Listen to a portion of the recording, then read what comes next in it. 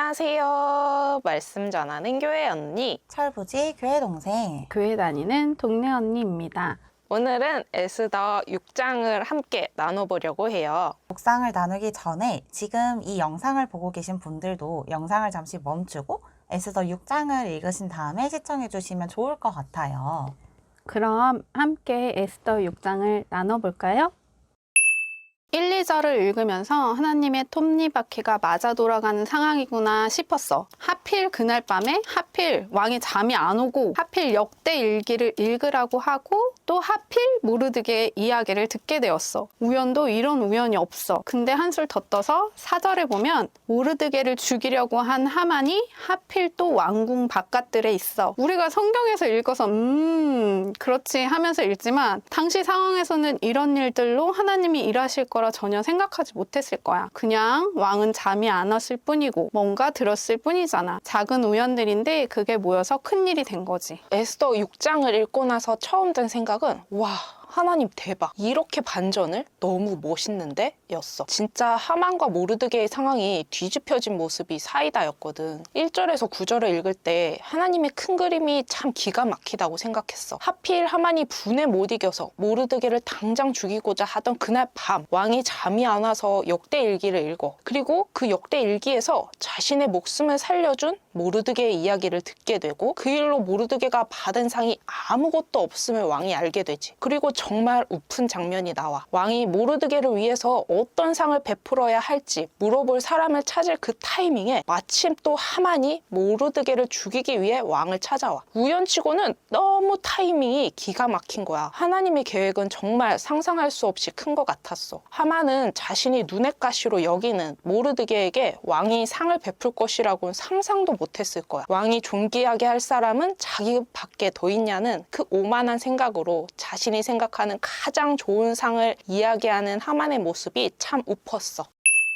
8절, 9절을 보면 하나님은 원수인 하만의 입술을 통해 모르드게를 높일 방법을 이야기하게 하셔. 이것은 너무 짜릿한 반전 사이다였어. 목사님께서 설교 말씀 중에 역전의 하나님에 대해 말씀해 주셨는데 10절이 딱 그 내용이라고 생각했어. 이에 왕이 하만에게 이르되 너는 내 말대로 속히 왕복과 말을 가져다가 대궐 문에 앉은 유다 사람 모르드게에게 행하되 무릇 내가 말한 것에서 조금도 빠짐이 없이 하라 하고 말하잖아. 와, 뭔가 속이 시원하더라고. 그리고 왕의 입에서 모르드게의 이름이 나오는 그 순간 하만 표정이 궁금했어. 당연히 자신이라고 생각했던 사람이 자기가 그토록 싫어하던 모르드게였다니 얼마나 놀라고 짜증이 났을까. 짜증이 난 정도가 아니었겠지. 너무 싫었겠지. 근데 왕이 명령했으니 안 할 수가 있나. 시편 23편 5절에 주께서 내 원수의 목전에서 내게 상을 차려주시고 기름을 내 머리에 부으셨으니 라는 구절이 생각나더라고. 이 구절을 이야기로 옮기면 이런 이야기가 나오지 않을까?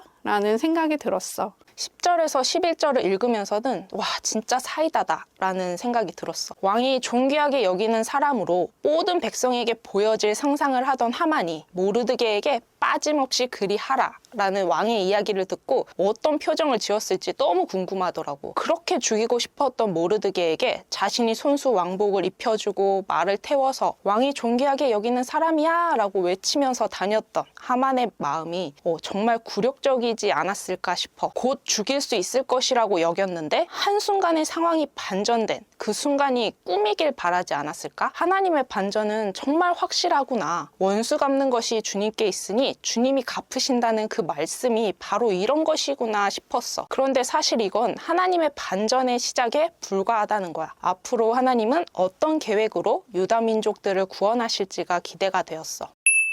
공감성 수치라는 단어 요새 많이들 쓰던데 6장을 읽고 내 심정이 딱 그랬어. 아, 김칫국 제대로 마신 하만이 싫어하는 모르드게한테 극진한 대접을 해버린 거잖아. 심지어 자기가 말한 방법대로 완전 이불킥 할 만한 상황인데 또 너무 화나니까 이거를 혼자서 못 참고 바로 이제 아내랑 친구들한테 말하는 게 사람 사는 거 다 똑같구나 싶기도 하더라고. 근데 13절에 아내랑 친구들이 모르드게가 유다 사람의 후손이면 능히 이기지 못할 거다라고 말하는 부분에서 조금 의아했어. 언제는 나무 막대기 세워서 거기에 모르드게 매달아 달라고 해라 이렇게 말하더니 이제 와서 유다 사람을 못 이긴다고 하는 게 뭐지? 차라리 왕이 모르드게를 엄청 총애하는 것 같으니 복수할 생각하지 말라고 하는 게 더 맞지 않나 싶은 생각을 했어. 13절에서 14절에 하만의 실패에 아주 세기를 박아주셔. 함께 음모를 꾸미던 친구들과 아내 세레스가 너 이제 모르드게에게 졌다 라고 말해주고 14절에 아직 말도 안 끝났는데 내시들이 막 데려가 버려. 다른 어떤 수도 못 쓰게 왠지 급하게 데리고 가게 하신 느낌이었어. 앞에서 쭉 읽었을 때 하만 무리들이 뭐 좋은 일을 꾸미진 않았을 거 아니야? 그래서 아주 차단해버리시는 느낌이었어.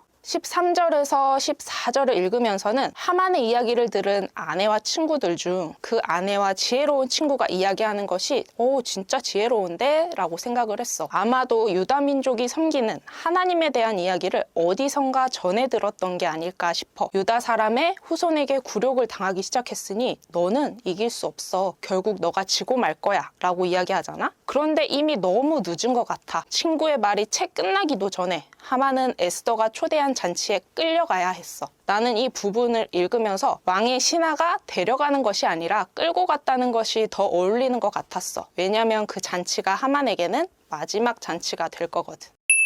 그럼 에스더 6장을 통해서는 세상을 어떻게 바라보면 좋을까?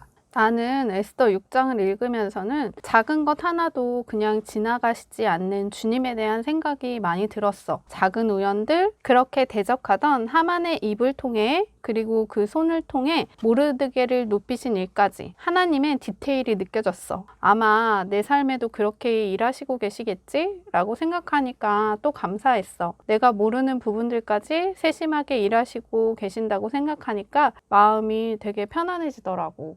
나는 에스더 6장을 읽으면서는 하나님은 약속한 구원을 꼭 이루시는 분이라는 생각이 들었어. 하만이 당장 모르드게를 죽이고자 한 급박한 상황 속에서 하나님은 하나님의 방법으로 모르드게를 구원하셨을 뿐 아니라 원수 같은 하만의 계획을 무너뜨리고 처참한 굴욕을 맛보여 주셨어. 이번 말씀을 읽으면서 마지막 때에 하나님의 심판이 이렇게 명확하게 나타나지 않을까 싶었어. 하나님을 믿는 자에게는 구원이, 또 믿지 않는 자에게는 심판이 있다는 것을 모르드게와 하만을 통해서 생각해 볼 수 있었어. 현재를 살아가는 우리에게 하나님의 심판이 더딘 것 같고 원수들이 죄악을 일삼으면서 승승장구하는 것을 마냥 사랑으로 참아주시는 것처럼 느껴질 때가 많지만 결국 그 마지막은 분명히 다를 것을 말씀해 주시는 것 같았어. 그래서 내가 하나님의 자녀라는 사실이 참 감사하더라고.